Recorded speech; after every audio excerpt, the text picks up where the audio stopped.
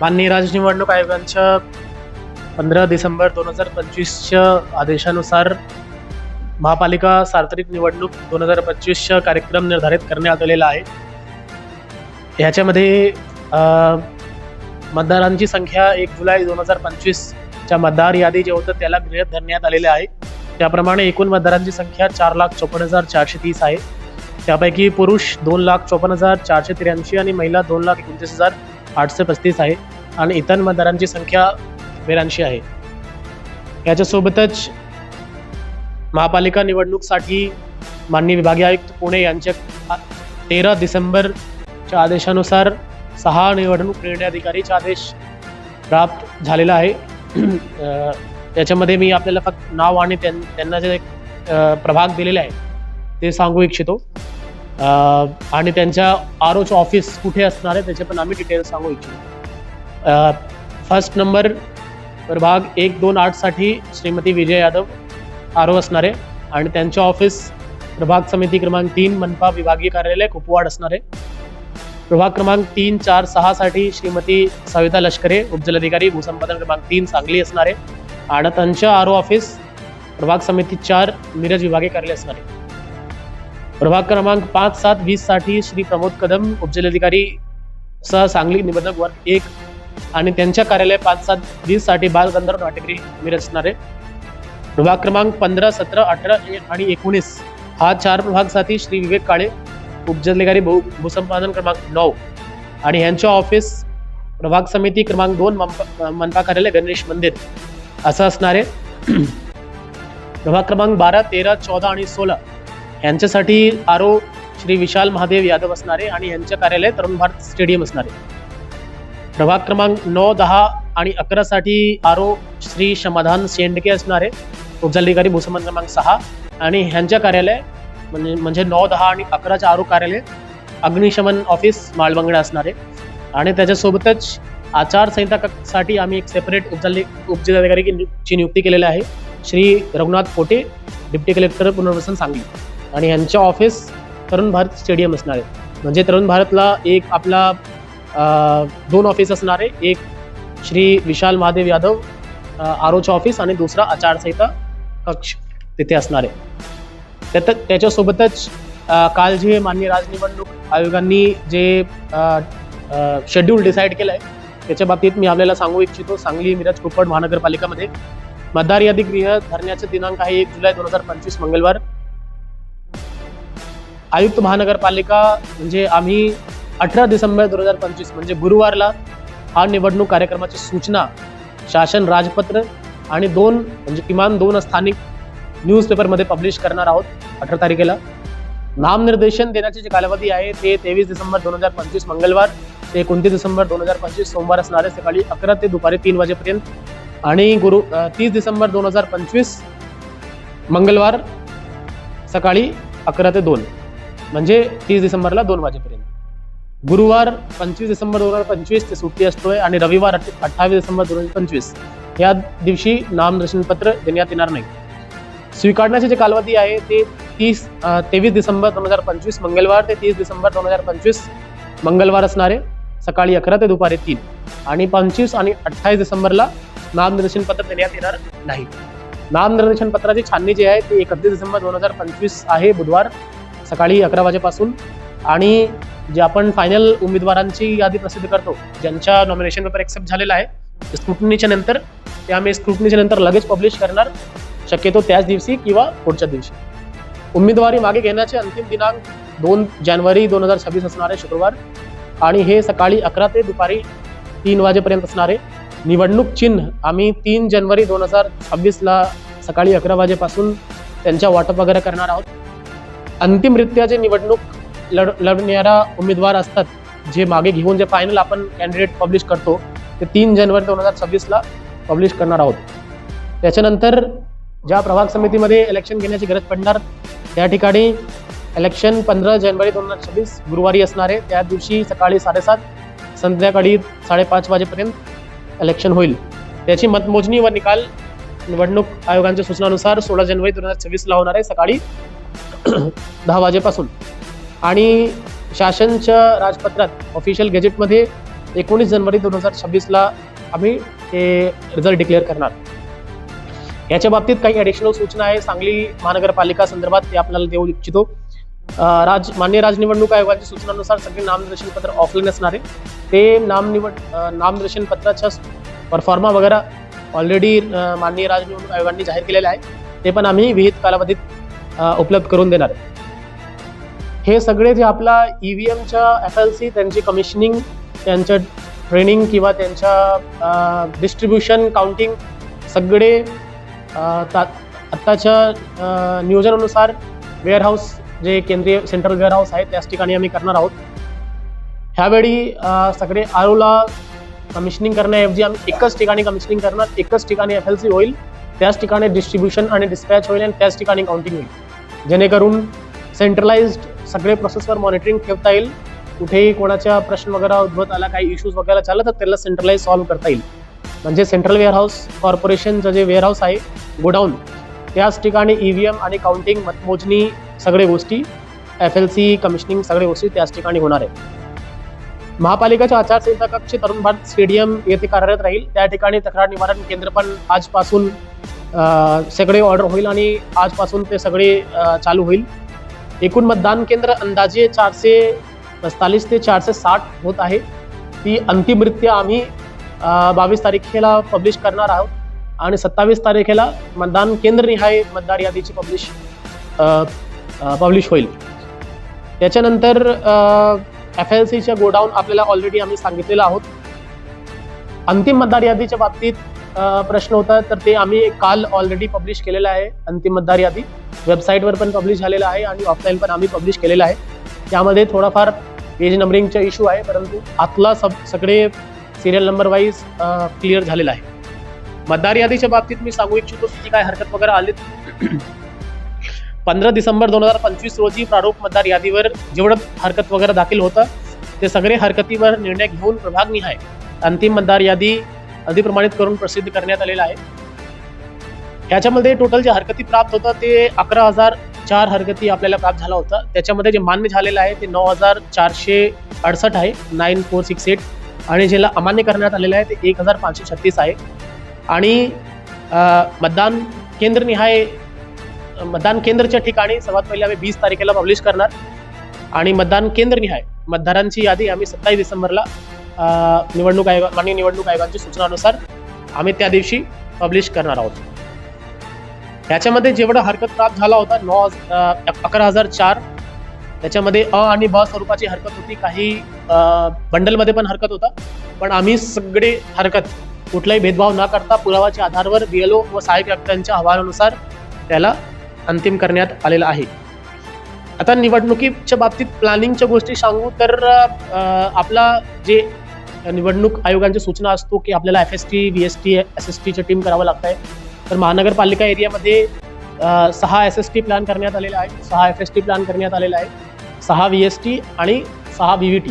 हे सगळे आरोला आम्ही उपलब्ध करून देणार आणि भविष्यात गरज पडल्या तर FST, SST, VST याची संख्या गरजेनुसार आम्ही वाढवणार आणि गरज पडल्या तर आम्ही जेवढा टीम्स पाहिजे तेवढा आरोला देणार आहोत. प्रत्येक आरोला एक आरो असणार आहे जे माननीय विभागीय आयुक्तांनी निश्चित केलेलं आहे. त्याच्यासोबतच 3 ARO प्रत्येक आरोला आम्ही देणार आहोत. एक AROचं नाव ऑलरेडी माननीय विभागीय आयुक्ताच्या कार्यालयानुसार आलेलं आहे. बाकी 2 AROचं नाव लवकरात लवकर येणार. आम्ही ते सगळे आरोला त्याच्या डिव्हिजन करून देणार. त्याच्यानंतर मतदानचं जे नियोजन असतो त्याच्यामध्ये आम्ही विविध नोडल अधिकारी फिक्स केलेला आहे. ते कुठलं काम बघणार ते आम्ही सांगू इच्छितो. त्याच्यामध्ये विविध प्रकारचे नोडल ऑफिसर्स असणार आहे, ते आपण लिहू शकतात. स्ट्रॉंग रूमचे नोडल असणार आहे, एक पोस्टल बॅलेट आणि बॅलेट पेपरचे नोडल असणार आहे, एक SST, FST, VSTचे नोडल असणार आहे, एक ऑब्झर्वर्स आणि कम्युनिकेशन प्लॅनचे नोडल असणार आहे, एक लॉ अँड ऑर्डर आणि सिक्युरिटी प्लॅनचे नोडल असणार आहे, एक कम्प्युटरायझेशन, सायबर सिक्युरिटी आणि IT चे नोडल असणार आहे, एक स्वीपचे नोडल असणार आहे, एक कंप्लेंट रिड्रेसल आणि वोटर हेल्पलाईन जे आचारसंहिता कक्ष आहे त्यांच्या नोडल असणारे, एक BLOच्या नोडल असणारे, एक मॅनपॉवर मॅनेजमेंट आणि ट्रेनिंगचे नोडल असणारे, एक EVMचे नोडल असणारे, एक मटेरियल मॅनेजमेंट, त्याच्यासोबत एक इलेक्टोरल रोल म्हणजे मतदार यादीचे नोडल असणारे जे ऑलरेडी आम्ही फिक्स केलेलं आहे, एक RO ऑफिसर्स जे 6 RO आहे त्यांच्या एक नोडल ऑफिसर असणारे, एक मॅनपॉवर मॅनेजमेंट स्थापनाचे नोडल असणारे, एक ट्रान्सपोर्टचे नोडल असणारे कारण मतदान वगैरे करायला फार वाहनचा आराखडा वगैरे तयार करावा लागतो, एक एक्सपेंडिचर मॉनिटरिंगचे नोडल असणारे, एक मीडियाचे नोडल असणारे आणि एक सिंगल विंडो सिस्टमचे नोडल असणारे. हे सगळे नोडल अधिकाऱ्यांची नियुक्ती आज संध्याकाळपर्यंत किंवा उद्या सकाळपर्यंत होणार आहेत. याच्यासोबतच RO स्तरावर पण सब नोडल ऑफिसर्सची नियुक्ती आम्ही करणार आहोत आणि सब नोडल ऑफिसर्सला पण स्टाफची नियुक्ती आम्ही करणार आहोत. हे सगळे प्रक्रिया उद्या दुपारीपर्यंत संपणार आहे जेणेकरून प्रत्येक ROला पुरेशा स्टाफ आणि पुरेशा साहित्य हे सगळे आम्ही उपलब्ध करून देणार. त्याच्यासोबतच निवडणूक करणारा जे काही आपल्याला साहित्य वगैरे लागतो, जेवण, नाश्ता किंवा मंडप, हे सगळ्यांच्या ऑलरेडी पुरवठादार वगैरे फायनलाइज झालेला आहे. त्यांच्या मार्फत काम पण चालू झालेलं आहे. हे सगळे 6 RO ऑफिसेसमध्ये काम चालू झालेलं आहे आणि SST आज रात्रीपर्यंत आम्ही प्रत्येक ठिकाणी उभं करणार आहोत. हे सगळे FST, VST लोकांना गाड्या वगैरे देण्याचं पण नियोजन ऑलरेडी झालेलं आहे. ह्याच्याच नंतर एक महत्त्वाची प्रश्न येतोय आचारसंहितेच्या बाबतीत.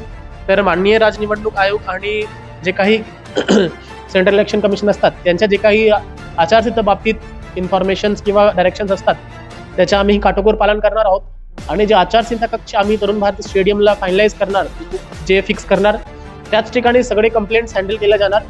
आणि सगळ्यांना आम्ही विनंती करतो की आचारसंहिता बाबतीत कुठलाही कंप्लेंट असेल तर ते आपल्या आचारसंहितेचे नोडल आहे डिप्टी कलेक्टर त्यांना संपर्क साधून त्याच्या बाबतीत प्रश्न वगैरे विचारू शकतात आणि ते संबंधित RO आणि संबंधित FST, VST ला इन्फॉर्म करणार जर फील्डवर ऍक्शन घेण्याची गरज पडली तर. याच्यासोबतच माननीय राज्य निवडणूक आयोगाने 12 डिसेंबरला काही आदेश वगैरे जारी केलेला आहे ज्याच्यामध्ये पूर्ण नामनिर्देशन पत्राचा नमुना दिलेला आहे. ते नमुनाच्या विक्री पण आम्ही दिलेला जे डेट आहे त्या दिवशीपासून सुरू करणार. 14 डिसेंबरला म्हणजे 2 दिवस अगोदर पूर्ण एक विस्तृत राज्य निवडणूक आयोगाची सूचना आलेला आहे ज्याच्यामध्ये पूर्वतयारी बाबतीत त्यांनी सगळे गोष्टी दिलेल्या आहे की निवडणूक अधिकाऱ्यांची नियुक्ती कसं करायचं, कर्मचाऱ्याची नियुक्ती कसं करायचं, त्याच्यानंतर कार्यक्रम प्रसिद्धी, नामनिर्देशन, स्क्रुटनी आणि स्वीपच्या प्रक्रिया, मतमोजणी, मतदान केंद्र डिसिजन, AMF, इलेक्ट्रॉनिक मतदान केंद्रामध्ये कमिशनिंग, FLC, स्ट्रॉंग रूमचे नियंत्रण, हे सगळे बाबतीत विस्तृत सूचना देण्यात आलेल्या आहे. त्याच्या बाबतीत पण आम्ही पालन करणार आहोत आणि महानगरपालिका पूर्णपणे ह्या मतदान करण्यासाठी सज्ज आहे आणि आम्ही सगळ्यांना पण विनंती करतो की ह्या मतदानाला आपल्याला शांतीपूर्वक करून घ्यायचे आहे. धन्यवाद. बरोबर आहे. आचारसंहिताचं जे नियोजन आहे ते पूर्णपणे फुलप्रूफ असला पाहिजे. याच्यासाठीच आम्ही एक उपजिल्हाधिकारी दर्जाचा अधिकारी नियुक्त केलेला आहे की जेणेकरून महानगरपालिका संदर्भात म्हणजे एक असा अधिकारी असला पाहिजे जे महानगरपालिकाच्या नसून एक रेव्हेन्यूचे ऑफिसर असला पाहिजे जे बाहेरच्या पर्स्पेक्टिव्ह घेऊन सगळे त्याच्यावर कारवाई वगैरे करणार. त्याच्यासोबतच FST, SST, VST, VVTचे सगळे पथक देऊन पूर्णपणे आम्ही नियंत्रण ठेवणार. त्याच्या कुठली कंप्लेंट जी आला त्या आचारसंहिता कक्षामार्फत त्याच्या योग्य निराकरण होईल. ती म्हणजे असतात की फास्ट स्टॅटिक सर्व्हेलन्स टीम म्हणजे मुव्हिंग स्टॅटिक सर्व्हेलन्स टीम त्याला आपण म्हणतो. त्याचा असा अर्थ आहे की कुठलीही कंप्लेंट वगैरे आला तर ते FSTच्या टीम तिथे जाऊन पाहणी करतात, तिथे व्हिडिओ रेकॉर्डिंग करतात आणि ती कंप्लेंट खरंच बरोबर आहे की नाही ते व्हेरीफाय करतात. SST म्हणजे स्टॅटिक सर्व्हेलन्स टीम. त्याचा रोल असा आहे की सर्व वाहनाची तपासणी, कुठले स्मगलिंग होई नाही, कुठल्याही प्रकारच्या पैसे किंवा मदचा उपयोग होई नाही याच्यासाठी स्टॅटिक सर्व्हेलन्स टीम असतो. VST म्हणजे video surveillance team. Video surveillance टीमचे काम आहे की जेवढं रॅलीज वगैरे होणार आहे पॉलिटिकल पार्टीजच्या किंवा इकडे तिकडे ते सर्व ठिकाणी व्हिडिओ सर्व्हेलन्स टीम जाऊन त्याची व्हिडिओग्राफी करणार. त्या रॅलीमध्ये नेमकी किती गाड्या यूज झाला, नेमकी किती मंडप यूज झाला, किती फूटचे झाला, किती खुर्च्या होता, हे सगळे नोंदणी करणार आणि त्यांचे एक्सपेंडिचर कॅल्क्युलेशन करणार. आणि VVT म्हणजे व्हिडिओ व्ह्यूइंग टीम असतात. VVTचे काम आहे की VST जे काही व्हिडिओ रेकॉर्ड करत आहे त्याला ऑफिसमध्ये बसून ते व्हिडिओ बघणं आणि ते त्याप्रमाणे व्हिडिओ क्यू शीट तयार करणं आणि ते व्हिडिओ क्यू शीट तयार केल्यानंतर ते नेमकी रॅलीमध्ये किती खर्च आला ते आपल्याला करावा लागतो. आणि त्याच्यासोबतच महानगरपालिकेच्या तर्फे एक शॅडो रजिस्टर प्रत्येक कॅन्डिडेटसाठी मेंटेन करावा लागतोय. ते VVTचे टीम आहे ते शॅडो रजिस्टर मेंटेन करा आणि त्याच्यामध्ये नोंदणी करणार, जेणेकरून इलेक्शनच्या नंतर जेव्हा कॅन्डिडेट्स जे सक्सेसफुल कॅन्डिडेट आहे ते खर्चाचा ब्युरो देतात, त्यांच्या खर्चाचा ब्युरा आणि आपल्या खर्चाचा ब्युरा जुडला पाहिजे, याच्यासाठी बीबीटीच्या टीम कार्यरत असतात.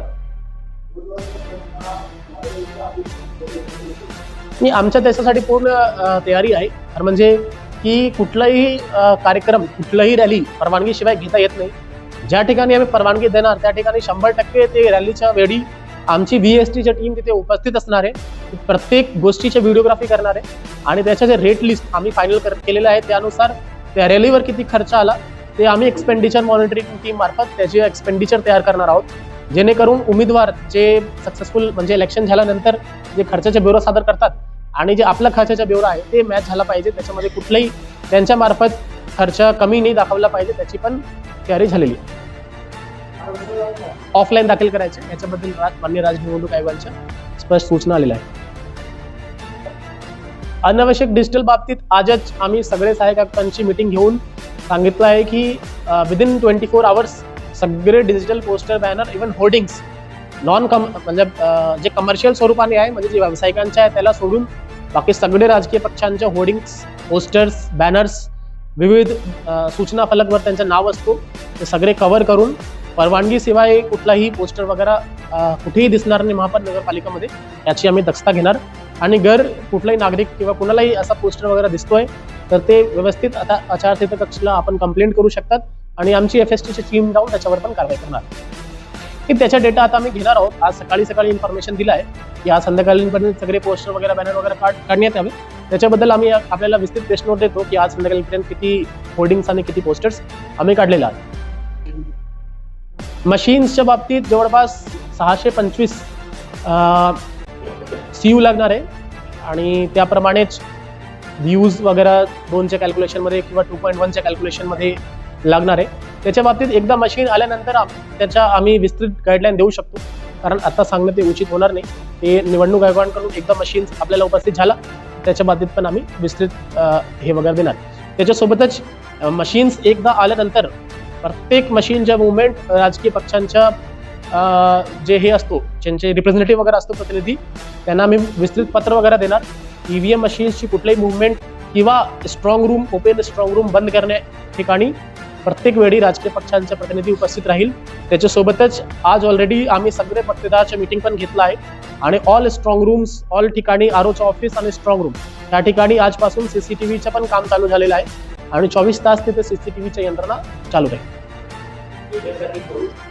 मनुष्यबळ समजा महानगरपालिकाच्या ऑफिसमध्ये जेवढा आम्ही आपल्याला सांगितलं नोडल ऑफिसर्स लागणार आहे, ते प्रत्येक नोडल ऑफिसरला आम्ही 6 नोडल ऑफिसर देणार आहे. सब नोडल ज्याला आपण म्हणतो, जे 6 RO कडे असणार आणि प्रत्येक सब नोडलला 3-3, 4-4 आवश्यकतानुसार स्टाफ वगैरे देणार. सगळे विस्तृत ऑर्डर आज संध्याकाळपर्यंत आम्ही इश्यू करणार आहे. त्याच्यासोबतच मतदान केंद्र नाही आहे, समजा आपण 560 किंवा 565 मतदान केंद्र निश्चित केलं, माननीय राज्य निवडणूक आयोगाचा असा आदेश आहे की महानगरपालिका BMC सोडून जे काही महानगरपालिका आहे प्रत्येक मतदान केंद्रावर 800 ते 900 दरम्यान मतदार ठेवायचे आहे. 900च्या वर गेलं नाही पाहिजे. त्याप्रमाणे आम्ही 20 तारखेपर्यंत अंतिम पोलिंग स्टेशनची यादी तयार करणार. प्रत्येक पोलिंग स्टेशनवर एक प्रिसाइडिंग ऑफिसर असतो, 3 पोलिंग ऑफिसर असतो, त्याच्यासोबतच एक सिपाही असतो, एक पोलीसवाला असतो. त्याप्रमाणे आम्ही सगळे ऑर्डर्स वगैरे इश्यू करणार आहोत. सर्व महानगरपालिका एरियामध्ये जेवढा शासकीय स्थापना आहे त्यांच्याकडून आम्हाला ऑलरेडी सगळे मॅनपॉवरची यादी प्राप्त झालेला आहे आणि वेळेवर आम्ही त्यांच्या पण ऑर्डर वगैरे काढणार. त्यांना ज्याच्यावर राजकीय पक्षांचे फोटो किंवा नाव असणार त्याच्यावर कारवाई होणार. तक्रार निवारण कक्ष आम्ही नंबर सगळ्यांना देणार आहे. ते नंबरवर सामान्य नागरिक पण कंप्लेंट करू शकतात आणि त्याची दखल घेऊन आम्ही FSTची टीम पाठवणार आणि त्याच्यावर ऍक्शन घेणार. हे सगळे फर्स्ट कम फर्स्ट सर्व्ह बेसिसवर आम्ही तैनात करणार. एकदा अर्ज त्यांच्याकडून सिंगल विंडो सिस्टममध्ये अर्ज प्राप्त झाला तर फर्स्ट कम फर्स्ट सर्व्ह बेसिसवर जे काही आपल्याला मैदान वगैरे उपलब्ध आहे त्यानुसार आम्ही देणार. तर लोकशाही आहे, ते आम्हाला करावंच लागतोय. त्यांच्याकडे कंप्लेंट आला त्यांच्याकडून तर आम्ही त्याला इग्नोर करू शकत नाही. त्याच्यावर माननीय राज्य निवडणूक आयोगाची जी काही सूचना आहे की प्रत्येक कंप्लेंट ॲड्रेस झाला पाहिजे. ते खरं आहे की खोटं आहे ते आम्ही टीम पाठवणार आहे, ती टीम बघणार आहे कुठे. आम्ही ऑलरेडी FST, VST, SST तयार केलेला आहे. गरज पडलं तर आम्ही अजून वाढवणार FST, VST ला आणि आमचा पूर्ण प्रयत्न आहे की एकही खरा कंप्लेंट अनएड्रेस्ड नाही गेला पाहिजे. त्याच्या बाबतीत आमची तयारी आहे. मी अशा वेळी बघा, कुठल्याही जर कंप्लेंट आला की ह्या ठिकाणी आचारसंहितेचं उल्लंघन होत आहे, तर त्याला सर्वात पहिले त्याचा पुरावा दिला पाहिजे आणि सिद्ध केला पाहिजे. जर आमची टीम FST, VST आणि आचारसंहिता टीम जर सिद्ध करू शकली राज्य निवडणूक आयोग आणि केंद्र निवडणूक आयोगाच्या सूचनानुसार की ते नेमकी आचारसंहितेचं उल्लंघन आहे, त्याला आम्ही पाबंदी लावणार त्याच्यावर. परंतु ते जर सामाजिक कार्यक्रम असला, लोक आपसात बसून जर संक्रांती होते, तर मग त्याला काय होतं. येस नाही, आता उमेदवार म्हणता येत नाही. कधी आहे संक्रांत? हा, ते कसं आहे की इलेक्शनच्या 48 तास अगोदर सगळे प्रचार वगैरे सायलेंट आवर त्याला म्हणतो आपण. कुठलीही प्रचार वगैरे आम्ही करू देणार नाही. आणि जर असा स्पेसिफिक कंप्लेंट आला लोकांकडून की या ठिकाणी उमेदवार असं गोष्ट करत आहे, तर आम्ही राज्य निवडणूक आयोग आणि केंद्र निवडणूक आयोगांची सूचना धारण करून त्या ठिकाणी चौकशी करणार की नेमकी खराई खोटे नाही, त्याप्रमाणे मेरिटवर डिसिजन घेणार. आता प्रत्येक गोष्टी आम्ही पाबंद करू शकत नाही, ते आम्हाला बघावं लागेल की नेमकी आचारसंहिताचे उल्लंघन. 12 डिसेंबरच्या राज्य निवडणूक आयोगाची सूचना आहे, त्याच्या बाबतीत आम्ही प्रेस नोट देतो की कुठलं कागदपत्र. युजली कास्ट व्हॅलिडिटी सर्टिफिकेट जोडावं लागतंय, परंतु त्याच्यामध्ये पण राज्य निवडणूक आयोगाने थोडा असा मुभा दिलाय. जर कास्ट व्हॅलिडिटी सर्टिफिकेट दिलं नाही तर 6 महिन्याच्या मुदत आहे, परंतु तुम्ही अप्लाय केलेलं आहे CBC ला, त्याची पोचपावती जोडावं लागेल. त्याच्यानंतर सॉल्व्हन्स सर्टिफिकेट आणि बरेच गोष्टी असतील, त्याच्या आम्ही यादी वगैरे पब्लिश करणार त्याच्यासोबतच. आपली क्वेश्चन आहे, तर याच्या बाबतीत माननीय राज्य निवडणूक आयोगाची सूचना आहे की प्रत्येक मतदान केंद्रावर AMF अश्योर्ड मिनिमम फॅसिलिटीज आपल्याला इन्शुअर करायच्या आहे. तर आम्ही असं नियोजन केलेलं आहे आजच कॉन्ट्रॅक्टर्सची बैठकमध्ये आणि आपले यंत्रणाची बैठकमध्ये प्रत्येक मतदान केंद्राला व्हिजिट करून त्या ठिकाणी रॅम्पची व्यवस्था आहे की नाही ते आपल्याला व्हेरीफाय करायचे. आणि जर त्या ठिकाणी रॅम्प व्यवस्था नसेल तर आम्ही मतदानच्या अगोदर म्हणजे 15 तारखेच्या पूर्वी प्रत्येक ठिकाणी रॅम्प वगैरेचं नियोजन करणार, प्रत्येक ठिकाणी व्हीलचेअर ठेवणार. त्याच्यासोबतच त्या ठिकाणी पुरुष महिलाच्या वेगळं शौचालय, त्या ठिकाणी विद्युतची व्यवस्था, त्या ठिकाणी नियमानुसार CCTV आणि वेबकास्टिंग याचं पण नियोजन आम्ही करणार. मतदान करण्यासाठी राज्य निवडणूक आयोगांच्या 12 डॉक्युमेंटची लिस्ट आहे. ते 12 पैकी कुठलंही आणलं तर त्याला मतदान करते. येस, स्वीप अंतर्गत आम्ही भरपूर कार्यक्रम करणार आहोत. त्याच्यामध्ये जनजागृती रॅलीज असेल, स्कूल्समध्ये प्रचार प्रसिद्धी असेल, झोपडपट्टीमध्ये जनजागृती असेल किंवा डिजिटल माध्यमातून जनजागृती असेल, रॅलीज असेल, ते सगळे आम्ही नियोजित पद्धतीने पुढच्या काही काळात करणार आहोत.